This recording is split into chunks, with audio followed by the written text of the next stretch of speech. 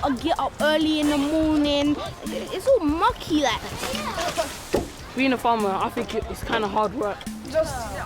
It's fun looking after the donkeys, but cow poo, not into it.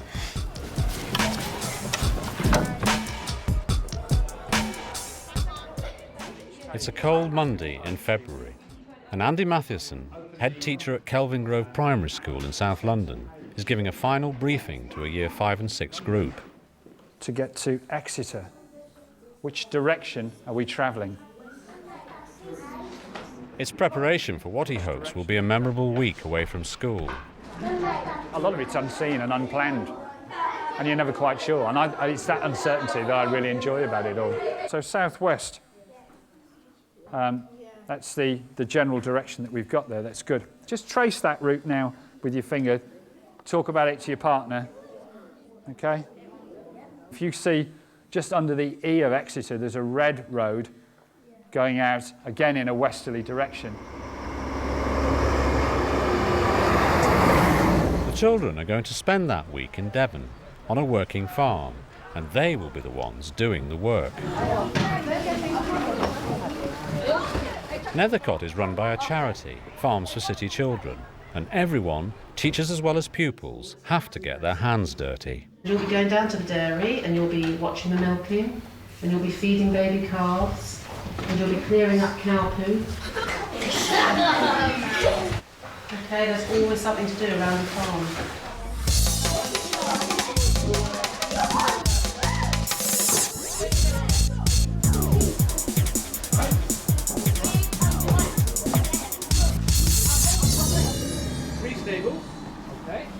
Once kitted out, it's time for a health and safety briefing.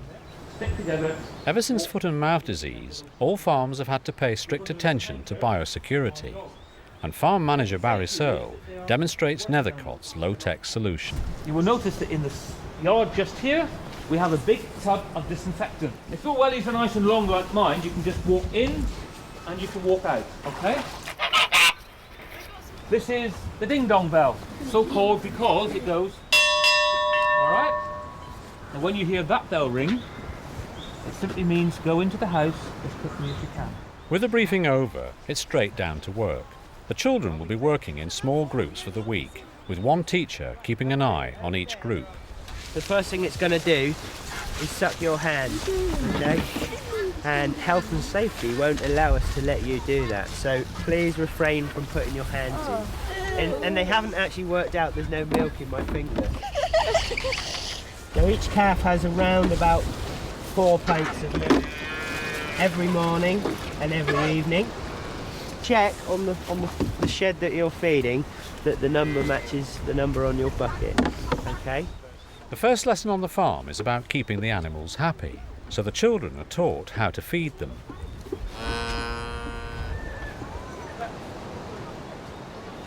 Giovanni and Shanice are finding it just a bit more difficult than they thought.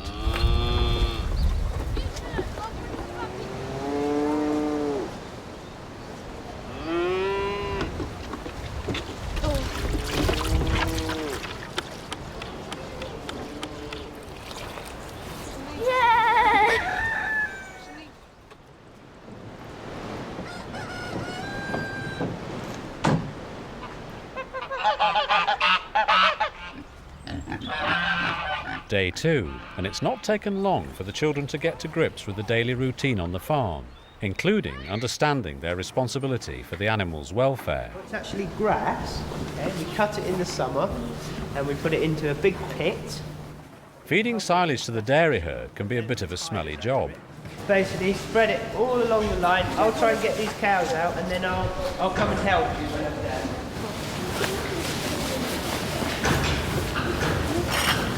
I want you to prepare yourself, because after breakfast we've got probably the hardest but the best job on the farm. You really want to know what it is, or should we leave it as a surprise? Okay. If 40 cows produce half a tonne of poo a day, we have 100. How many tonnes of poo do our cows produce roughly? Now there's a novel way of contextualising Key Stage 2 maths for the children to ponder over breakfast. And we're hoping to get back here by about 11:15, But some of you are quite big. I reckon we'll get here by 11, won't we? Yeah. Let's see if we can set a record for the rest of the week. Let's go. We can do it. I just want to get ready.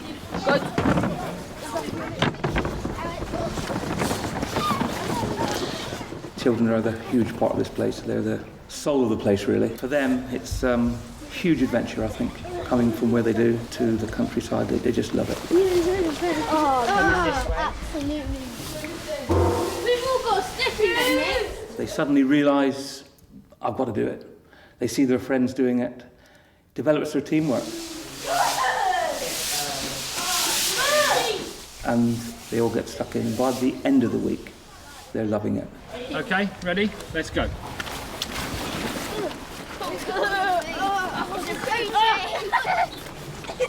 At Nethercott, children don't learn about just the theory of recycling, they put it into practice.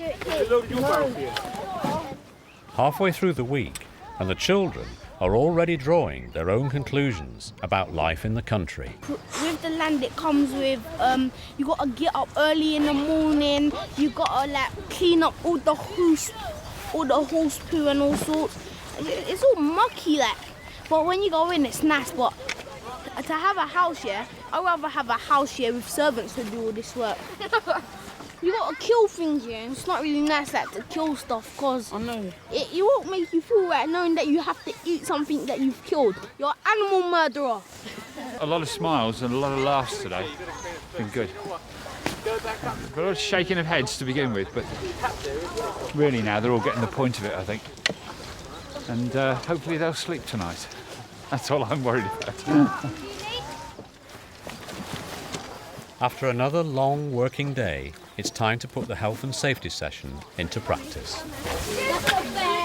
That's just coming up in the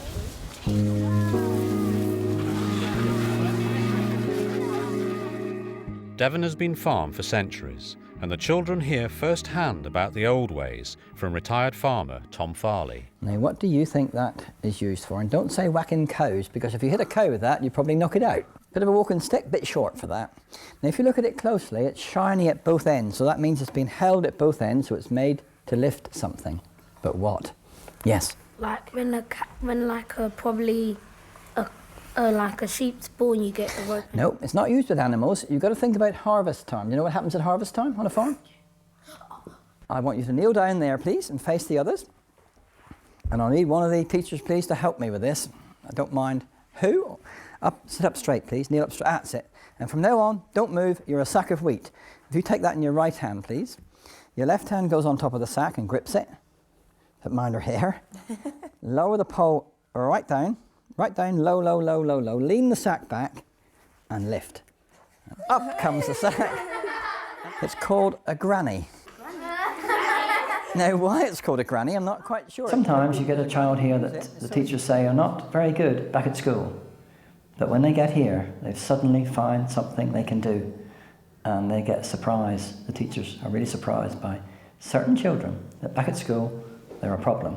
But here, they suddenly find something that interests them, and they're a different child.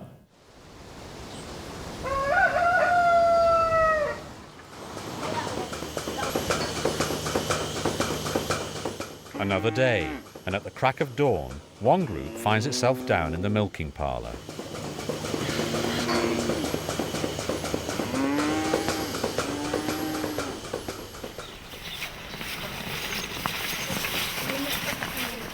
A few of them are a little bit low this morning, but it's the middle day. They'll probably pull themselves out of that and get going again.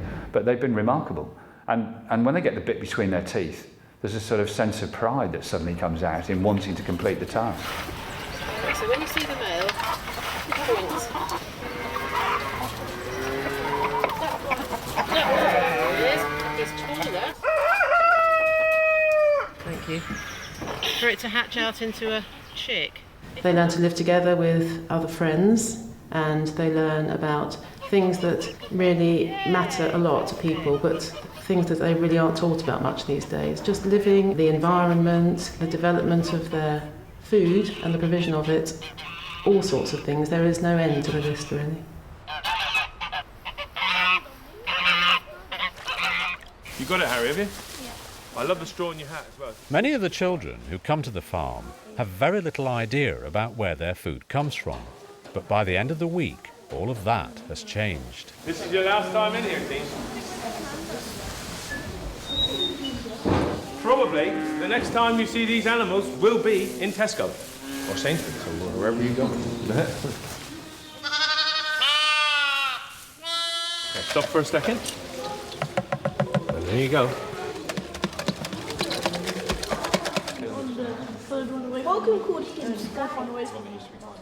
Jobs are rotated throughout the week, so that by the end of it, all the groups have had a go at most tasks. But on a farm, you never really know what's going to happen next. And although this group doesn't know it yet, they're about to witness something you don't see every day.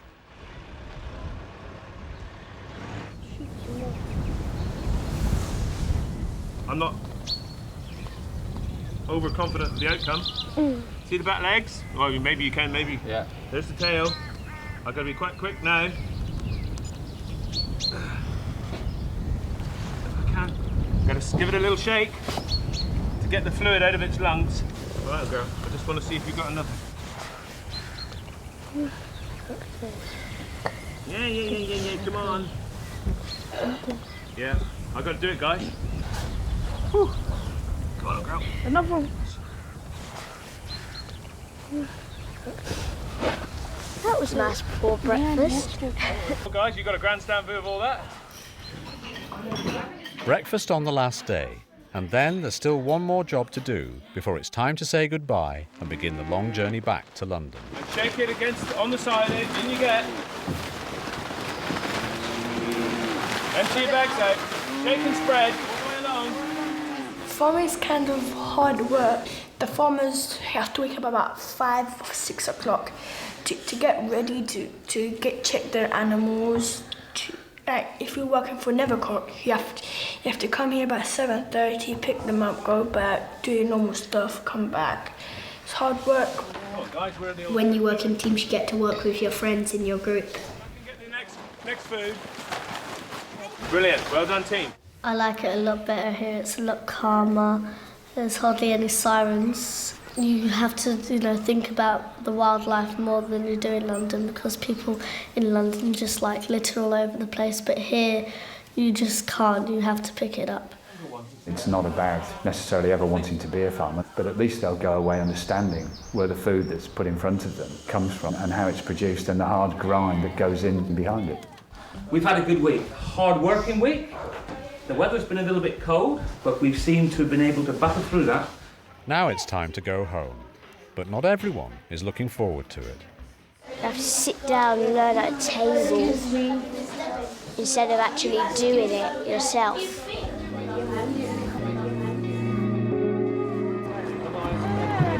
bye, Trey.